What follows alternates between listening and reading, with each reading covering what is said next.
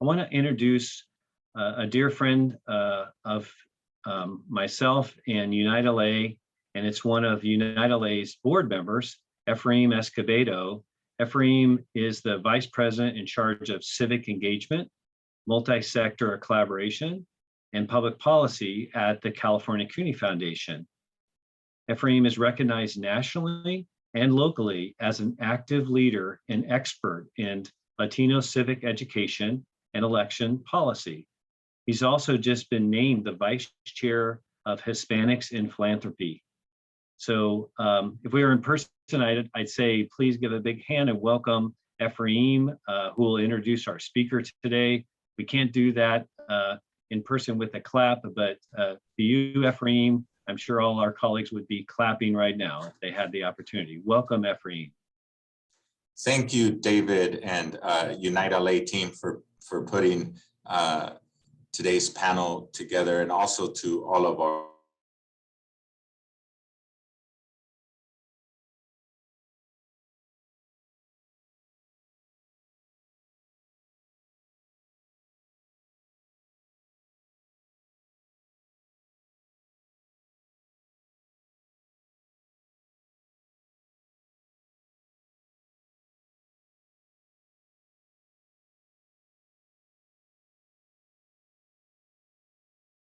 families and immigrant families, but for the entire state here in California. But for me, as a native Angelino, having grown up both in the east side and the southeast sides of LA, and the son of Mexican immigrants, and so engaged and a student of organizing and our empowerment movements, it's really a treat and an honor to count Senator Duraso, Maria Elena Duraso, as a mentor and as a teacher in many respects, and certainly a privilege to have her as one of our key leaders here in the state.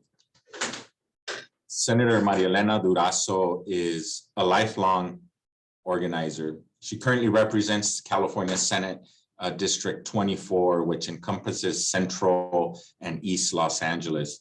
She's a proud daughter of Mexican immigrant farm workers. And as a child, she traveled throughout Oregon and California with her parents and 9 siblings to work in the fields.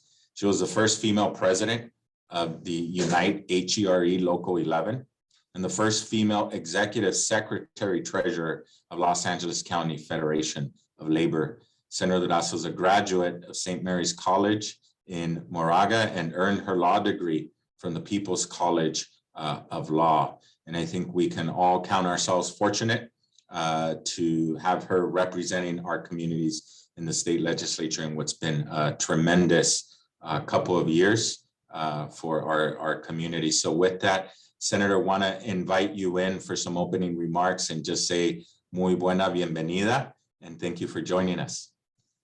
Gracias, Efrain. It's very cool to have you introduce me. It's always good, right, David, that we have this younger generation that hopefully we have some influence with, and at the same time that we could learn from. That's always the best of both worlds. So thank you, Efrain, and especially thank you to David. We've worked together for, I guess, maybe a couple of decades, David. And I always enjoyed working with you when you were with the Chamber and in Unite LA. All of your work. I was trying to think of the best words, but you're right, a business intermediary that takes up, cradle to career. That's what you are all about. So I appreciate all those opportunities. And today, I'm glad to be able to have a conversation with you and thank the Central City Association, the Hollywood Chamber, the North Bay Leadership, Small Business Majority, LAEDC, and of course, Unite LA. And I look forward to digging into some of these questions. Hopefully it is a little bit of back and forth, David, because we've been through some pretty extraordinary, sort of mind-boggling experience these last going on 2 years.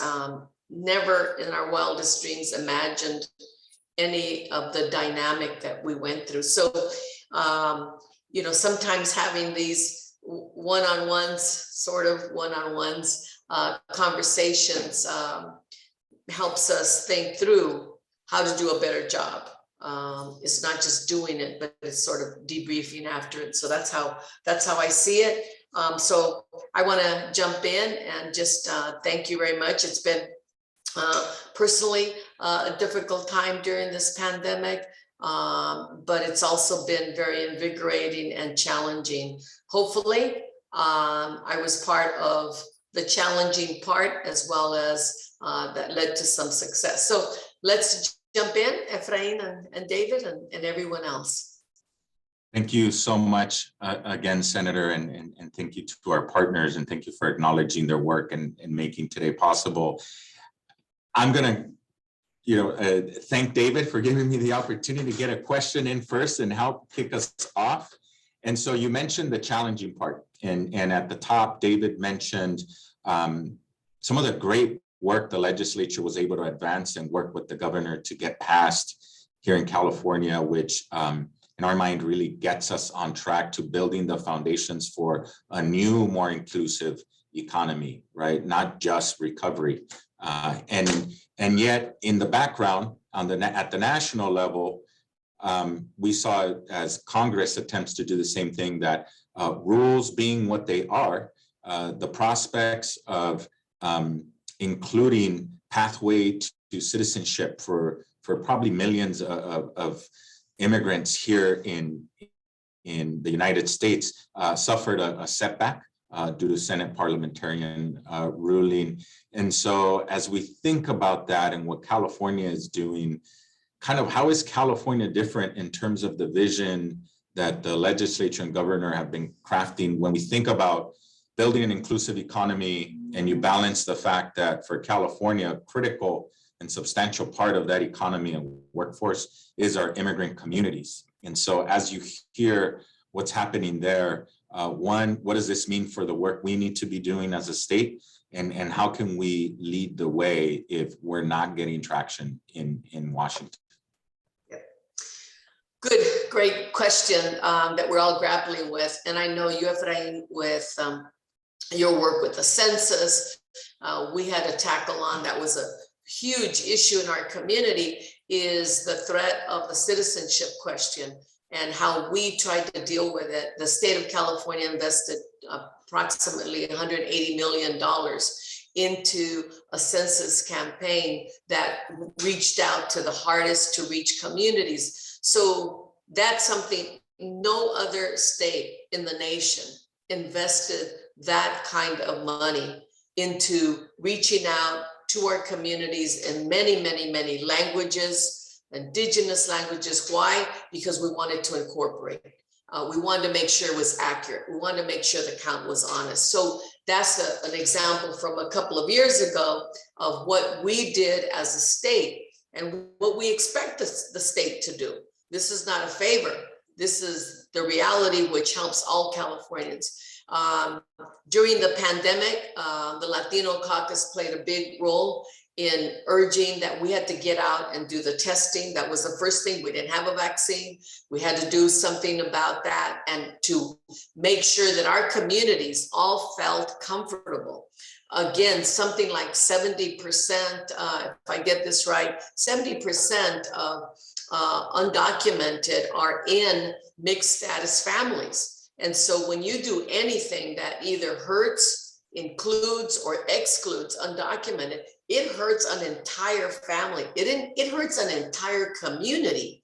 And so we have to be very conscious that when we don't test everybody, we all hurt. We all hurt from that. When it came to the vaccination, we had to dig into our communities. It wasn't good enough. It was great to have a vaccination site at Dodger Stadium, but if that wasn't going to reach into our specific communities and do that hard work, then it wasn't going to do us as much good. So getting in with the testing and the actual vaccinations, and then it came to the safety net, and the federal government has completely excluded undocumented.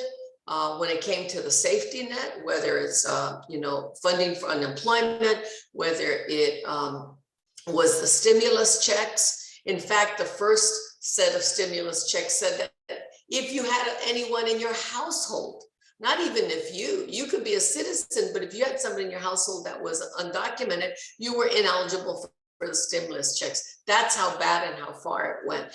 But California can do many things, which we have started to do.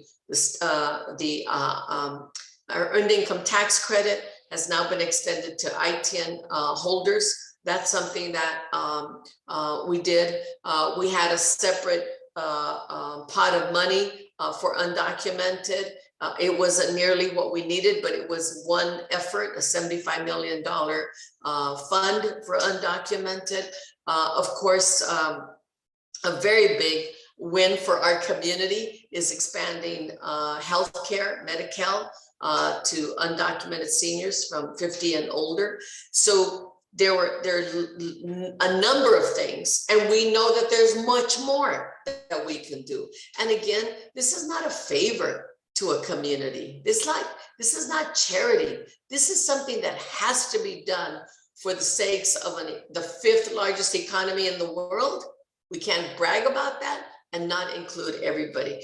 So those, I think, Efrain, are just some of the things that we've tried to do as a state, that we have done as a state, and there's still much more that we need to do. But I'm ready for more ideas from you that we could work on, right? Absolutely. And I think you'll have a lot of great ideas and probably thoughts in this discussion as well. So thank you, David. I will cede the floor to you, and thank you, my friend, again for the invitation. Thank you, my brother Ephraim, and thank you for your service on United LA's board. So Senator Durazo, let me start with just some easy softballs. Let's just talk, and we did several of these. We actually called them fireside chats because we were trying to invoke that kind of really natural conversation that FDR started that tradition in our country. As history tells us, I wasn't alive then, of course, but to really just have a conversation. So let me just start by asking how you are and how's your family? Yeah, thank you, David. I like everybody else was, experiencing so many things that sort of took us to rock bottom, right? I felt like, my goodness, how are we going to get out of this? We had, when I had to be like everybody, isolated at home, it caused some real, emotions amongst our families when we couldn't get together for Thanksgiving. And, some were angry and some were, understanding. It was very difficult to not see each other. Luckily, my core that I included my granddaughters, which would have been even more difficult if I had not been able to have contact with them. I was so excited. I was so excited when the vaccine, I just couldn't wait to get the vaccination, and especially when it started getting down to the younger ages. And one of my granddaughters has been vaccinated, the other one can't.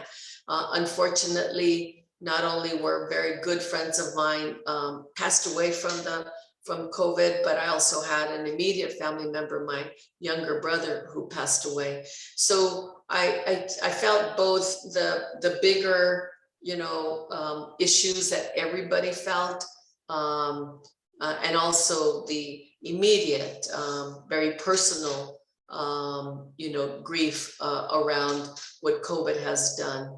I was around many people, families, and lines, watching women with their strollers, lines and lines, waiting just to get diapers. These are both personal as well as, I think, collective issues that I saw and felt. But I'm excited now. We're really coming out of this in a way that I just never imagined, and I'm really glad that I ran for office. This is my third year of my first term. I'm really glad I ran. I'm really glad I'm sticking to it. I'm more excited than ever to be in the state Senate. Well, thank you, Senator, for your service, not just in this stage of your life, but for a lifetime. As you acknowledge, thank you. I remember probably a lot better than you do because you impressed me a lot more than I'm sure I ever impressed you. But I remember the first time I met you, I asked you if you would join the LA Compact, and I got to also do some press conferences with you. I don't know how long ago, 15, 18 years ago, when we were fighting for Dreamers back then. Tragic to think about that in some ways too, because this generation, there's already a generation that should have had this done for them. And we're now on to another generation still fighting for what should have been basic. But anyway, it's been an honor to stand beside you, as I've had the privilege of doing at different times in your shadow, I will say. And I was so blessed when you said yes to me to join the board of directors for Unite LA. So thank you for your service to Unite LA. We've watched you all just do remarkable things across the country and in every stage of your service. So with that, I don't want to further embarrass you anymore with all my accolades. I could go on, but our colleagues, I'm sure, are excited to hear about your insights about things that are happening.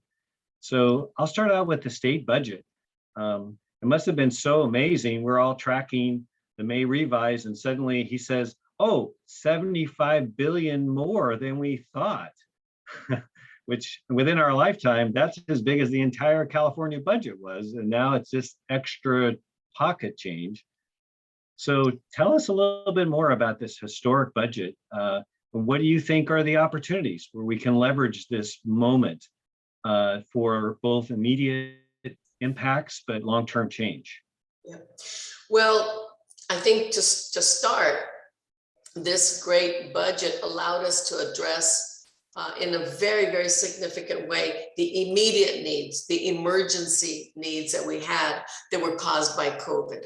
Who would have thought we would have the resources to give the help to our communities in the way that was needed, the testing, the cost of testing, so that nobody would have to worry about it, the cost of treatment so that nobody would have to worry about it. We didn't want anybody to stay home if they were ill. We didn't want them to stay away from the medical attention that they needed, because that meant others could get the illness. The cost once the vaccination of getting it through. This was just extraordinary. So it was a combination, but significantly, it was led by the state, the funding by the state. And luckily, we're in a position with the federal government to also get additional funding. So the combination of our state revenue with the federal government revenue put us in a position of being able to address this public health crisis right away with no hesitation. And I'm really proud of that. So that was both policy and budget that, thank God we're able to do that, because we saved millions of lives. There's no doubt in my mind. So that was a great thing. But we also, of course, started thinking about, wow, we're investing here, but is it going to stop there where an immediate need just on the emergency level? Or can we actually invest it in such a way that's going to, that we're going to be better off after having spent billions of dollars? And then we really, really dug in. What is it that we dreamed about doing that we needed? Not fluff, not going out and giving everybody, a new car. This is like, what could we do that actually led to the changes that we all have been aspiring for actually many, many years. And of course, that was a number of things. I mentioned the expansion of Medi-Cal for undocumented 50 years and older. That's massive change. Hundreds of thousands of our seniors, many of whom are still working in some way to support themselves now don't have to worry about health care. That is a very big change. Money for our youth, behavioral health and mental health. That's something we've dreamed about doing, right, David, in our schools, or wraparound services for our children and our youth. Some of this health funding is one time, some of it is over several years. So we have to coordinate that as well. The stimulus money, yes, that's a check right now, or 2 checks right now, but it also led to people not getting evicted. It also led to people facing the, having food on the table. That saved health and lives. Our historic funding per pupil on education, K through 12, our childcare slots, 200,000 additional childcare slots. That's an investment in our children. That's an investment in stability.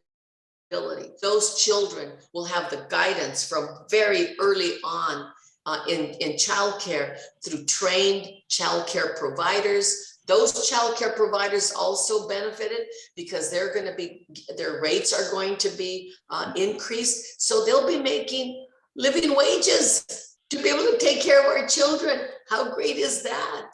That they both benefit from that on an ongoing basis. So, and then homelessness and climate change with the wildfires, with the drought.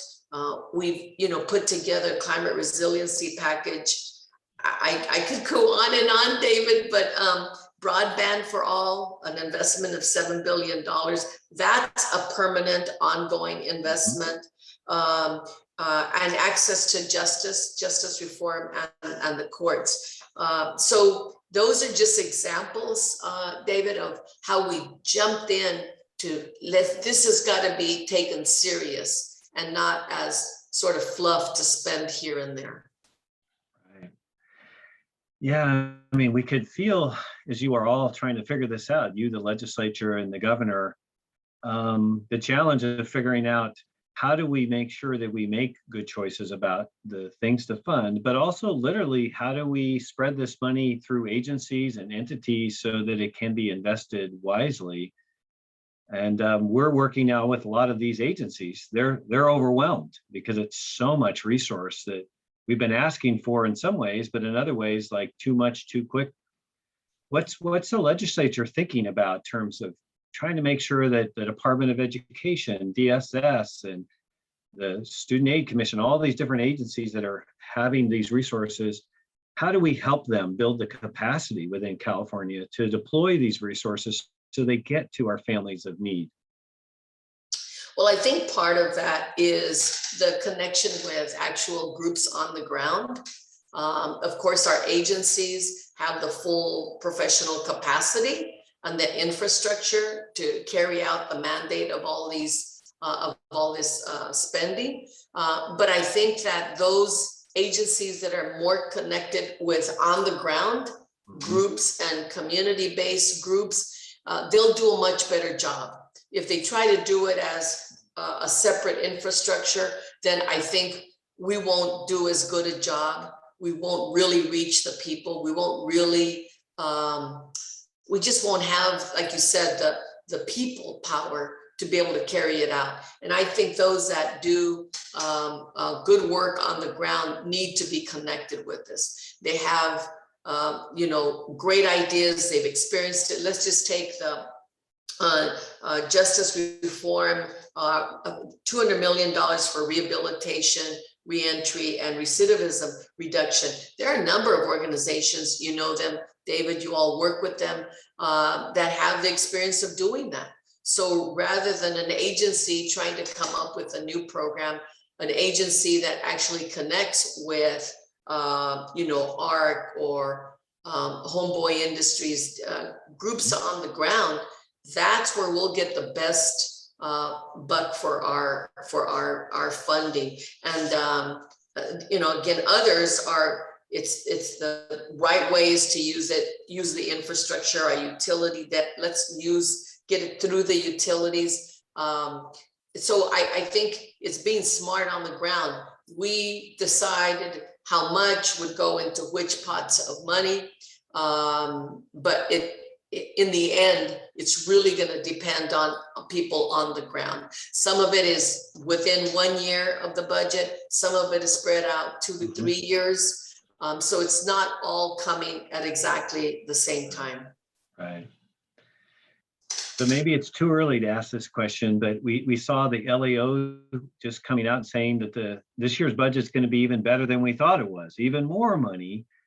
And so I wonder if it's too early to ask you, like, what do you think 2022, 23 might look like? And is there anything that happened this year that can help us sort of think about what's next year's budget need to look like? Well, I think there are some fundamental values that we hold as Californians that are not going to be solved in 1 or 2 years, that we need to keep investing it with. What is an extraordinary challenge to us is climate change.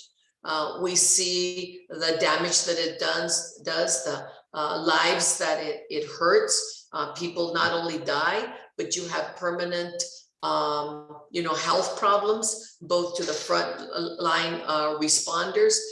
We have problems with people who have to breathe in that dirty air. We're going to continue to have issues. It's not like there's a fire, put it out, and that's the end of it. It also creates economic issues for the local cities and counties that are most impacted. We may only have in Southern California, I heard this morning, direct fires for 1 month out of the year, maybe a little bit longer. But that air that comes from middle and Northern California, we still breathe it. So I think a continued investment in our healthcare system, a health for all, should not be just a slogan. It needs to be implemented fully, 100% healthcare for all. Whether it's because we don't want, the climate change, we know that will have an impact, whether it's men and women who work every day, our seniors are young. So that's another area that we should continue to invest in. Our higher education, we made some changes there to make it less costly for our youth. And for the first time, we covered non-tuition costs in terms of our Cal grants, supplemental Cal grants. We could continue to invest in that. My personal wish is that we invest in a way that is both a sustainable economy that protects, will help us with our environment, but at the same time creates quality, high-paying jobs. And that, to me, is an investment in our future. We cannot, especially in Los Angeles, expect to deal with extreme poverty, which leads to homelessness. We can't expect extreme poverty that leads to our children not being able to have the broadband or not have two families living together. We can't do that unless we deliberately create good paying jobs. It's just not going to happen. So I don't want to run around, chase our tail here and deal with the symptoms. Let's deal with the economy in such a way that's going to rebuild our middle class, and that's good paying jobs. So I say put that at the front of the line. Yeah, you remind me, we've been honored to be invited to join the California Stewardship Network, and it uses this idea of a triple bottom line, that we align economic justice, environmental justice, and equity, and with the idea that you can actually maximize all three if you set out to do it, and you've always fought for that. Let me go deeper into workforce development, Senator, if I can. You've been a lifelong champion for equity of communities of color, for worker rights, for economic opportunity, and for our immigrants. And over the last 18 months, as you'd acknowledged, the economic and health impacts of the pandemic have worsened and created even more challenges for our students and for our workers from immigrant communities and communities of color. And while there's been even greater political and social attention to our commitment to equitable economic recovery, we still are confronted with this enormous challenge and maybe awareness of it in a way that we never have. What do you think are the greatest challenges facing the state around workforce development and issues that the business and workers can face together, which is what you just started us on? And what kind of policies and investments around the state and in the regions do you believe would make a big difference? Well, just one issue which we started to address towards the end of the session, and I really want to pick up and drive to a conclusion, which is at the state level, consolidated and better coordinated use of workforce development funds rather than in three different agencies, consolidate them into one. And I think that's really important because we don't get the most out of our dollars if we're in different agencies that don't have as their mission workforce development and the creation of good paying jobs. So that's one. We started addressing that, but didn't get to a conclusion. The second thing is we defined in statute the high road model. And the high road model is, I think, really, really important. And this is the first time we've done this. And that's to make sure that our government investments have standards, that they have criteria that we can measure that lead to good paying jobs, and that there's quality training for those jobs. I think that's the best win for everybody and for the economy. We cannot compete with training that is not quality training. We cannot compete if we have only minimum wage or below minimum wage jobs. That's just not good for us and for our economy and for California. So this high road model will ensure that our subsidies go to creating high wage jobs with benefits. And, to be honest, that we don't subsidize companies that have a history of workplace violations or a history of not paying, wages. And we have a lot of wage theft still in this state. So it's just the opposite. It's instead of focusing on the bad actors, we're going to focus on the good actors. We're going to focus on industries that respect their workforce. So I'm real excited about, again, including this in statute. And I'll just give you an example, which actually the experience I had in Los Angeles a few years ago is what led me to this. And that is, I introduced a bill which we're gonna continue. The bill is SB 674, and it's one way to get to our goal of high road jobs. And basically, what it is saying, okay, we invest in transportation. That's really important for our cleaner environment. It's important to get people out of their cars. It's, so transportation dollars. Let's invest in transportation dollars and make sure connected to that are the good paying quality jobs, and explicitly recruit from communities that have not benefited from the higher wage jobs. Let's recruit from communities where they've been excluded.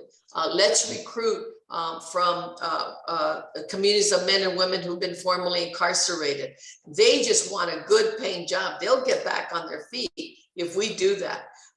Women, who again have been excluded from many of these good paying jobs. So that it's one example of what we could do with the high road model. Our investments, let's do for the greater good, let's use our public dollars. Well, so that's a great invitation to ask you to expand. I know you're very proud of the Miguel Contreras Foundation that you created in the name of your late husband. and the commitment toward building more pathways into trades, into high-paying trades. And so it just gets me thinking, we had this when the Great Recession happened, and we were able to get ARA through, and then we were able to build infrastructure and at the same time create on-roads to trade occupations. But often, as you just mentioned, individuals of color did not receive the full benefit of that. We are at the cusp of maybe seeing a massive infrastructure bill for the first time since then, really, in the US. If the Congress does pass this $500 billion or $500 billion, depending on how you count the numbers, maybe 1.2 trillion infrastructure, and California pass, as you said, the broadband infrastructure, we may see a historic investment in building infrastructure. In order to do that, we're going to have a lot of people in trades to build that for us. So I'd welcome you to talk a little bit about your leadership and work in that area, and what should we be thinking about to support the idea that we want young people of color to benefit from those opportunities. Well, I think we, again, we could create our own models based on the industry and the sector, but following the model, the bigger encompassing model of, you know, sustainability, quality training, and the high road jobs. I'm going to talk about this hopefully before we finish, David, is about the homelessness issue. But for me, even the homelessness depends, a solution in great part depends on, are we creating jobs for those men and women to be able to get back on their feet? And it's not going to help if they get a job where they can't pay the rent. Will they ever be able to get back on their feet if they can't pay the rent? So it all goes back to these good paying jobs. When we make an investment as a government, or when we give a special recognition to an industry or business, it really ought to be with this collaboration that the end result is going to be a good paying career. And the building trades are one example. They aren't the only, but they are one big example of, imagine getting an apprenticeship for 4 years, you become a certified electrician or a pipe trades, you name it. There's so many things that come out of the building trades. Those are careers. Those are careers. But they're careers if we also have the good wages to them. They're not careers if you're paying the minimum wage. I don't believe in the trickle down. I think it needs to be very deliberately, put together, that the end result is going to be these good paying jobs. So, I tip my hat to the building trades for that. I think there are other sectors where we can do that. But again, it's got to be really well put together. You know, David, from all the investment we made in our MTA and our public transportation, 2 factories were built in northern LA County in the Palmdale district, the BYD for the electric buses and Kinkisharo for assembling, the trains. So we have to believe in our country again, as far as manufacturing, and clean manufacturing that leads to the things that we know will help to clean our air. And transportation is, I think, one of the most important industries that we could invest in, that we could look forward to. There's not an issue of whether it's clean or not. It's all clean, and it'll all help our environment. So let me ask you to go deeper. You mentioned this a second ago. So this is sort of a smart justice follow-up question. First of all, thank you for your leadership on SB 731, a bill that would have implemented a comprehensive system to prospectively and retrospectively seal conviction and arrest records. And as you recall, we supported that bill, stood with you last March at a press conference to unveil a study that we were a part of that showed the economic impact and the positive side if we do this. And sadly, as you know, this bill got stalled. So I'd love to invite you to make the case again and talk about how do we rally together to get this, to make this bill get through next session. Right, and it's still there. We got to get the votes on the assembly side and then get it to the governor's desk. So we have a lot of work to do. People with arrests and convictions, there are 8 million Californians.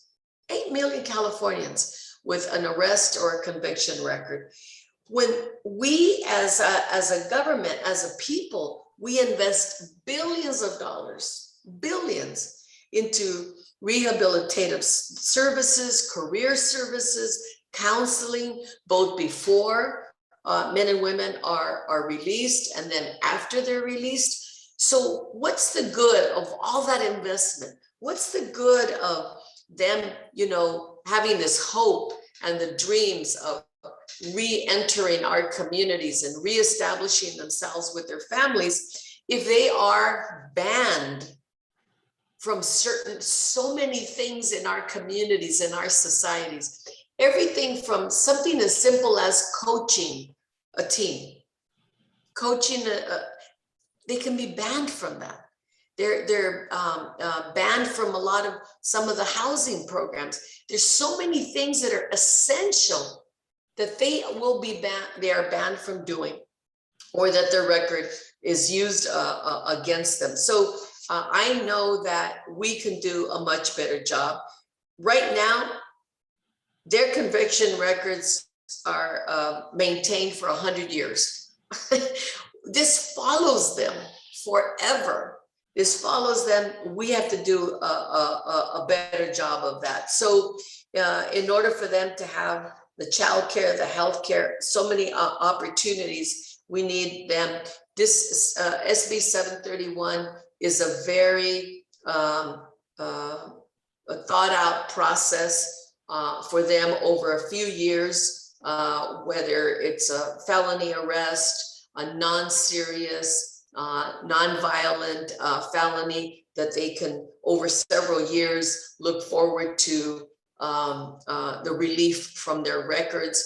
And then the far more serious violent, that they would have the opportunity on a case-by-case basis to go to a judge, to go to court and hear them out so that the decision could be made. I would like for everybody who has an arrest or conviction to eventually look forward to the day when they won't have that used against them and it won't follow them. Why? Because we cannot bring our community reintegrate anybody if they are always pushed to the margin, told this is not possible, and led to, which leads to generations of poverty. So I'm very hopeful. I know with your help and others, we're going to get it through the assembly next year and get it to the governor's desk. Thank you, Senator.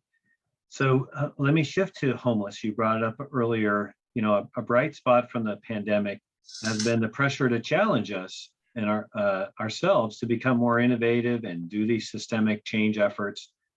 And a good example was the California Homelessness Hiring Tax Credit, which was included in this year's budget.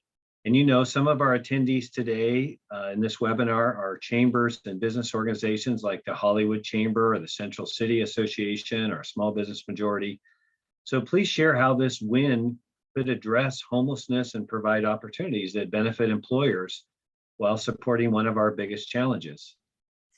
Well, actually, this idea stemmed from a meeting with LAEDC and others, and conversations with the business community, because the business community, like everyone else, is anxious to do something. They're anxious to participate in finding the solutions. And so this idea developed that we have tax credits for other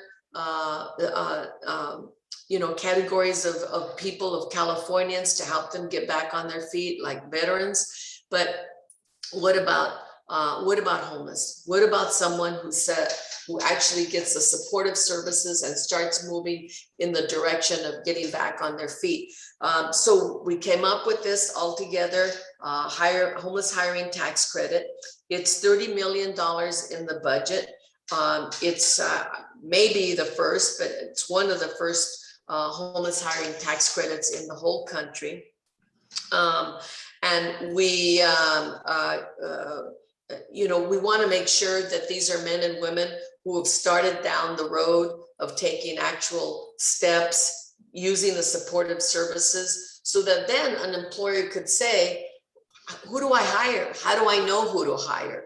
How do I know if they're ready, to take up a job and to get trained? So they'll be, they'll be, get a certificate through a certifying organization, recently homeless within the last 6 months. And then they have to pay, the employer then pays actually a higher wage than the state minimum wage.